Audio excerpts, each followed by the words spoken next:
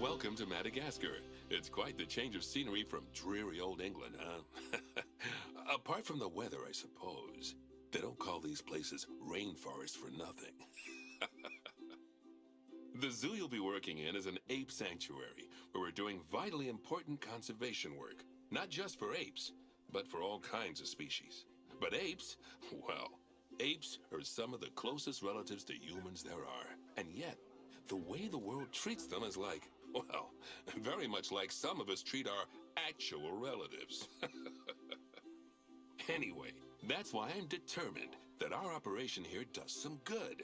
If we can all leave some part of the world in a better state than we found it, we'll have lived lives worth living.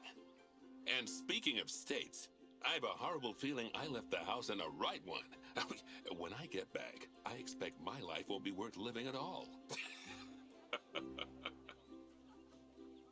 What do you think of Madagascar then? Bit warm for my taste, to be honest. Anyway, this is Bernie's primate sanctuary. It's not just primates though, we've got all sorts of animals. So why don't we go and have a look at some of them, eh?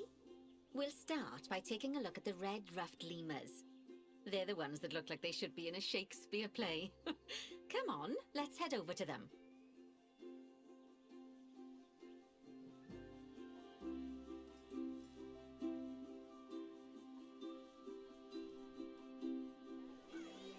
Red ruffed lemurs are found in the rainforests of Massaoala, that's in northeast Madagascar. They can actually live anywhere from 15 up to 25 years. Fancy that, eh? Okay, when you're ready, let's go find our Bornean orangutans.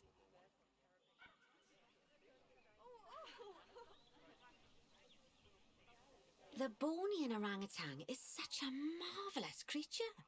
They're always a big favourite at any zoo they feature in, and they're also the biggest tree-dwelling animal on the planet. Assuming you don't count any lions that got stuck up one. Oh, why don't you take a better look at them? Open up their information panel and go into the animal camera. Aren't they just incredible? When you're ready, let's go and have a look-see at some of our beautiful bonobos. They're quite the characters. Oh dear! It looks like we've arrived just in time. One of the habitat's barriers has collapsed. And wouldn't you know it, one of the bonobos has made a run for it. We'll need to catch them. But before we do, we should box up the other bonobos to stop them escaping too. Select the habitat boundary to bring up the habitat information panel. Now, we'll need a vet to recapture that escaped bonobo, but it seems our last one left to do some research in the wild. Not an ideal situation. So, we'll need to hire a replacement sharpish. Go into the zoo section and then into the staff management area. Great, now let's deal with our escapee before they can cause too much havoc. Use the animal alerts to jump to the escaped bonobo. Okay, that's a relief. So while the vet deals with our bonobo friend, let's go fix up their habitat so they can't escape again. Head back over there. As you can see, the barrier's collapsed. Someone's taken their eye off the ball, obviously. Let's get this one replaced. Select the barrier and then we'll edit it. Delete the broken section of barrier and replace it with a brand spanking new one. Nicely done. And I think it's high time we unboxed those bonobos, wouldn't you say? The poor mites will get sad if we leave them in there for too long. Select the habitat barrier to bring up the habitat information panel again. So, it turns out that as well as the old vet leaving, the zoo's mechanics did too. We'll need to hire a couple of new ones so we can help stop any more breakouts. You see, mechanics do all sorts of helpful things around the zoo, but one of their most important jobs is taking care of the habitat barriers. Without mechanics around to repair them, the barriers will crack, crumble and fall down. And before you know it, we'll be overrun with escaped animals. Go into the zoo section and then into the staff management area again. Oh, gosh, we have been busy, haven't we? Good work there. I'm off for a cuppa. Oh, I think Bernie wants a word with you. Oh, I hear you had a bit of an issue with an escaped bonobo. The main thing is that you dealt with it swiftly. And more importantly, without the animals stealing someone's clothes, putting them on, and then walking out of the front gate. You see, another key responsibility for our vets is animal research. Researching animals allows vets to unlock new enrichment items, additional information for our education resources, enhanced breeding programs, and improvements to food quality. The animals' food, not the vets. It'll take more than a research grant to improve the staff canteen. Anyway, as you can see, research is a key part of running your zoo.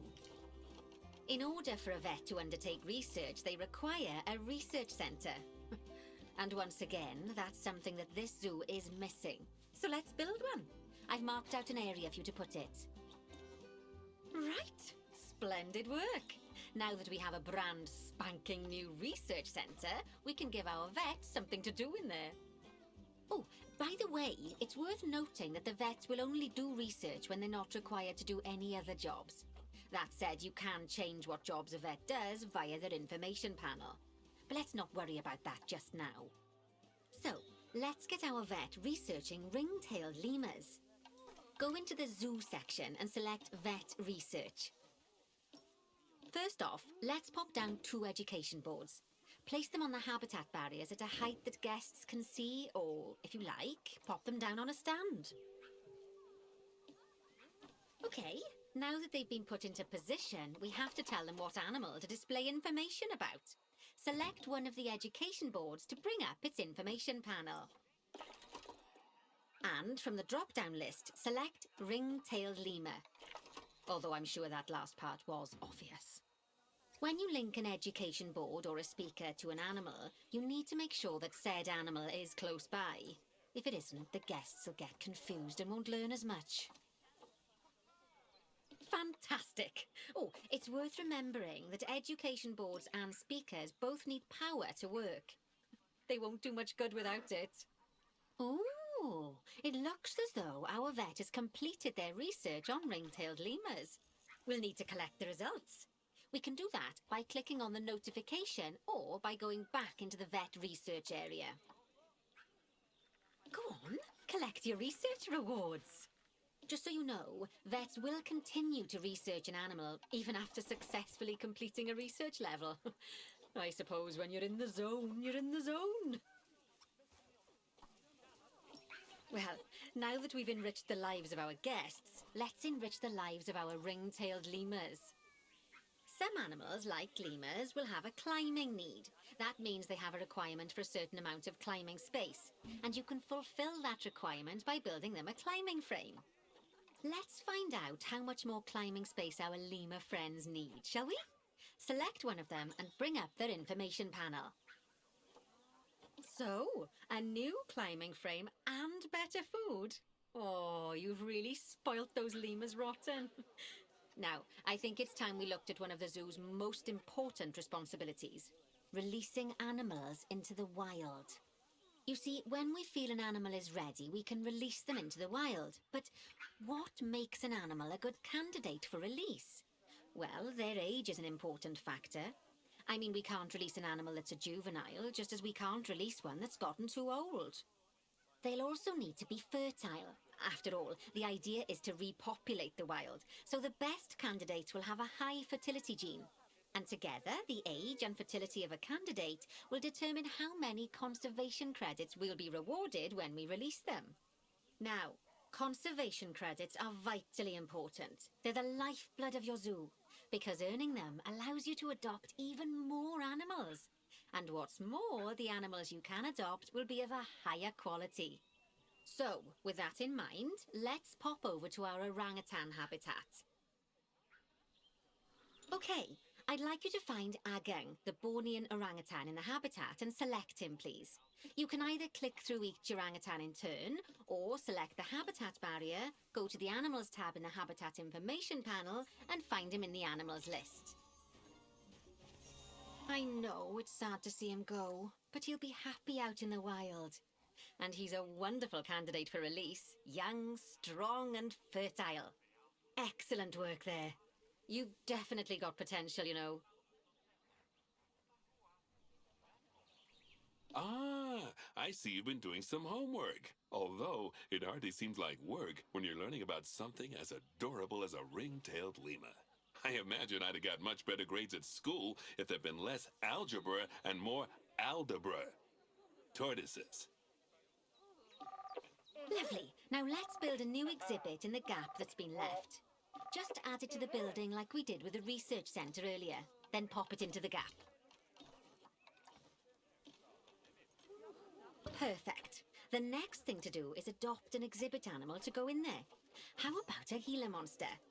Open up the exhibit trading section and adopt one.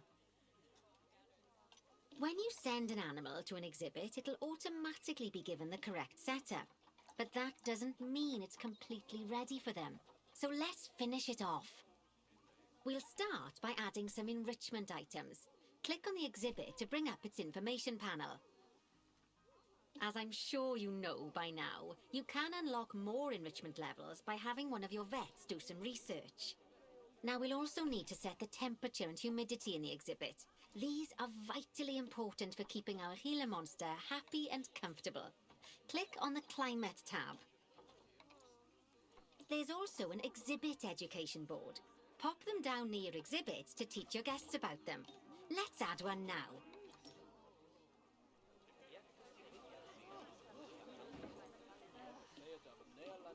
Lovely stuff. Now our guests can learn all about our venomous friend here. Right, now, I've got a bit of a big job for you. I need you to increase the number of species in the zoo. You'll probably want to adopt both habitat and exhibit animals to do so, which will mean building plenty of new habitats and exhibits for them. Go on, off you pop. I'll check in with you when you're almost done.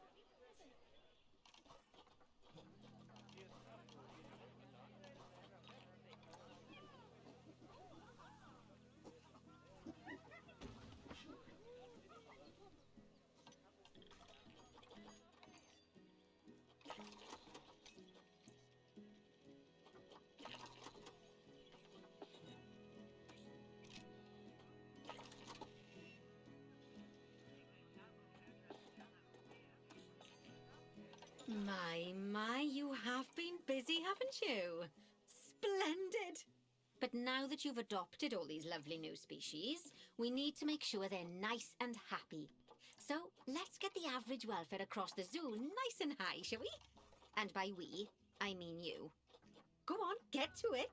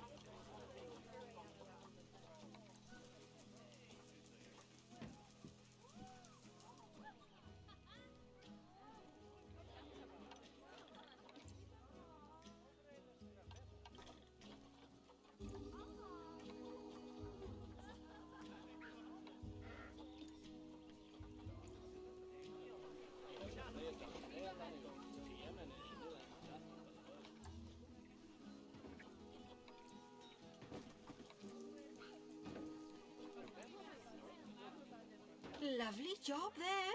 You should be proud of yourself. Not only have you expanded the zoo and kept the animals as happy as Lanny, but you didn't bankrupt us in the process. Amazing!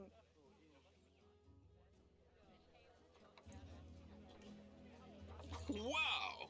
Well, you've certainly transformed the zoo. I barely recognize it. A wonderful new exhibit, some fascinating new species, and you've done wonders for the animals' welfare by enriching their habitats. Who doesn't love playing with a 3-foot wide soccer ball, huh?